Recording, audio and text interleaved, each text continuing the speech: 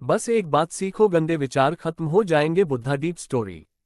नमस्कार दोस्तों, स्वागत है आपका हमारी YouTube चैनल में। आज की कहानी शुरू करते हैं।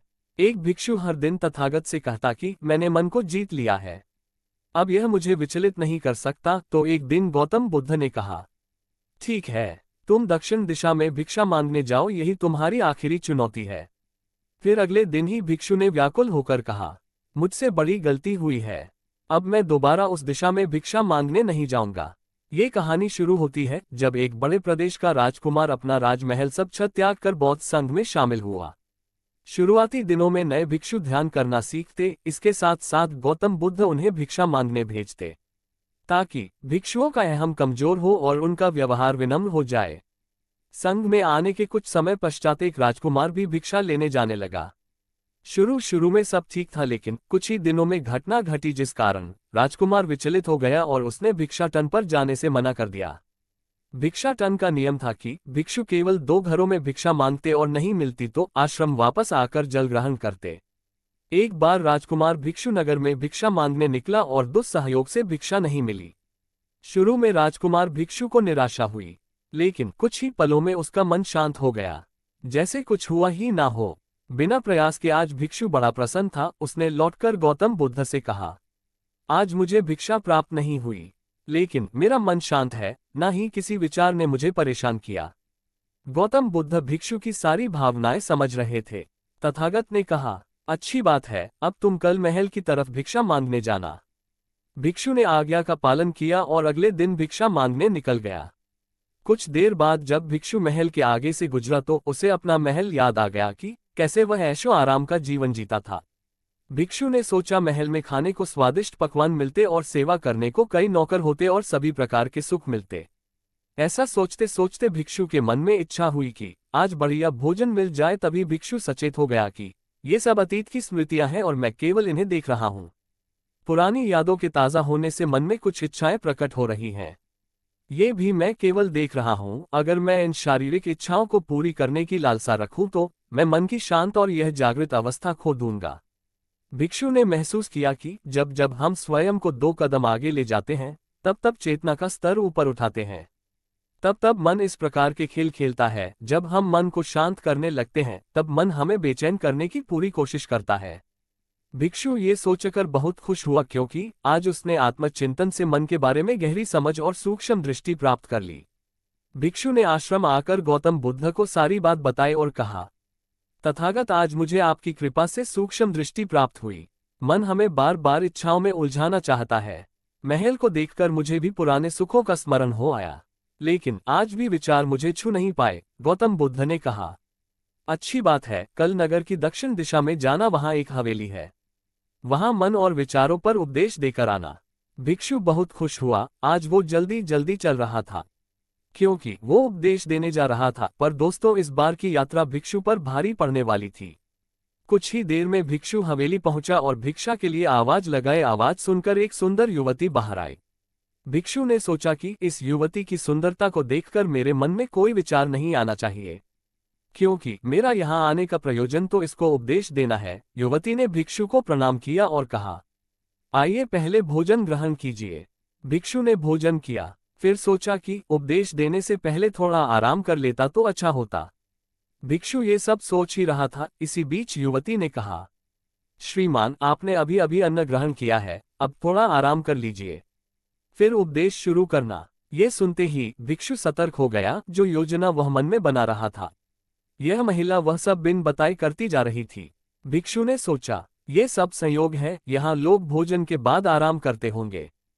फिर भिक्षु आराम करने लेट गया और विचार करने लगा कि महिला कितनी समझदार है और इसकी सुंदरता बेजोड़ है। अगर मैं राजकुमार होता तो ऐसी ही स्त्री के साथ विवाह करता।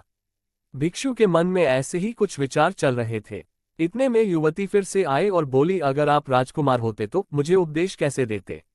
भिक्षु जी, आप तो मुझे उपदेश देने आए थे ना? युवती का इतना कहते ही भिक्षु को स्पष्ट हो गया कि युवती तो मन पढ़ सकती है। भिक्षु घबरा गया और हाथ जोड़कर पूछा, क्या आप मेरा मन पढ़ सकती हैं? युवती ने कहा, क्षमा कीजिए, ध्यान करते करते मेरा मन शांत हो गया है, इसलिए बड़ी आसानी से मुझे दूसरों के विचार अपने आप महसूस हो जाते हैं। उनकी भावनाएं समझ आ जाती हूँ। जब भिक्षु ने सुना तो उसके पैरों तले जमीन सरक गई।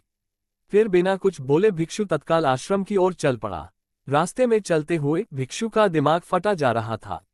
उसकी बेचैनी बढ़ गई थी। भिक्षु खुद को कोसने लगा कि मेरे मन में युवती के लिए ऐसे विचार क्यों आ रहे थे। उसने मेरे बारे में क्या सोचा होगा।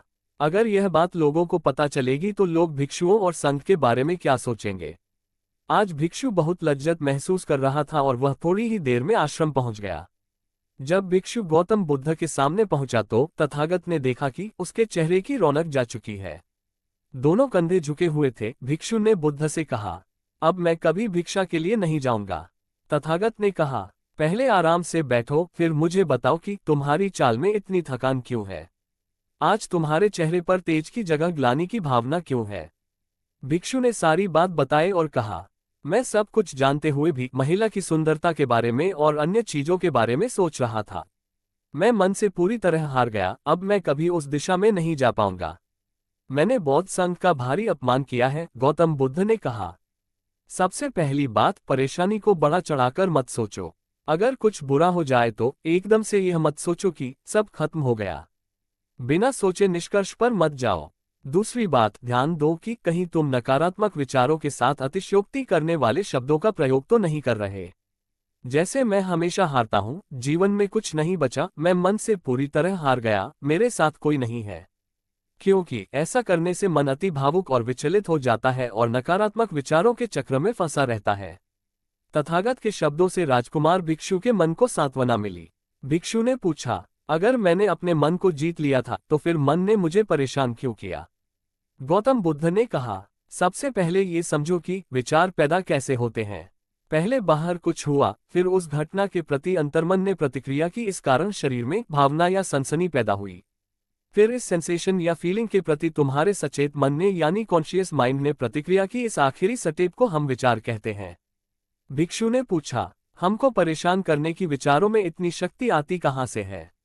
गौतम बुद्ध कहते हैं कि हम खुद विचारों को ये शक्ति प्रदान करते हैं। जब आप जजमेंट और सही गलत के टैग लगाकर विचारों को देखते हो तो उनके प्रति रिएक्ट करने लगते हो। एक विचार के साथ अन्य विचार भी सोचने लगते हो। जब तक आप खुद को जज करोगे तब तक मन आपको नीचा दिखाकर हावी होता रहेगा। भिक्षु ने पूछा, फिर मन शांत कैसे होगा। गौतम बुद्ध ने कहा, अगर विचार है तो शरीर में भावना भी महसूस हो रही है, क्योंकि हर विचार भावना के साथ प्रकट होता है। अगर आप अश्लील विचार महसूस कर रहे हो तो इसका मतलब है कि शरीर में एक भावना यानी सेंसेशंस भी महसूस हो रहे हैं और फिर आप उसके बारे में सोच रहे हो या रिएक्ट कर रहे हो, और इसी बात में मन को शांत करने का तरीका छुपा है। हर विचार को देखना कठिन है क्योंकि विचारों का वेग तेज है, लेकिन शरीर में महसूस हो रही भावना यानी सेंसेशंस को देखना आसान है क्योंकि ये देर तक बनी रहती हैं अगर इन्हें बिना जजमेंट के सही गलत का मतलब लगाए सिर्फ देखा जाए तो ये गायब भी हो जाती हैं। तब मन के पीछे जो शांति है वो प्रकट होती है और उस शांति में एहसास होता है कि मन हमारा कुछ नहीं बिगाड़ सकता।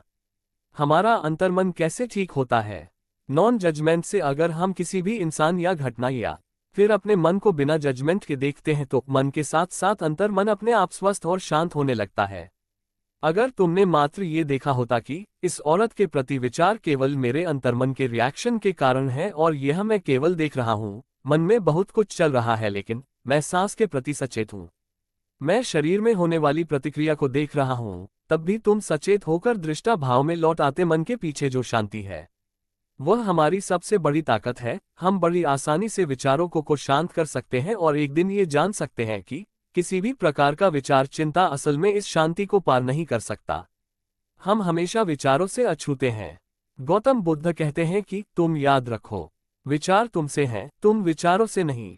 तुम हमेशा ही अपने विचारों से शक्तिशाली हो, अपने डर और चिंताओं से शक्तिशाली हो।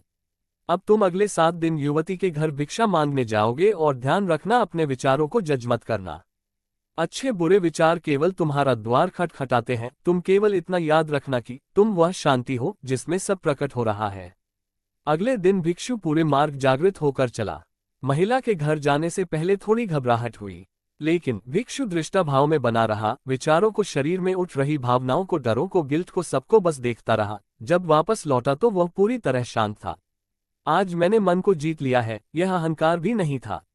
आज वह भिक्षु सही मायनों में मन को पार कर लिया था।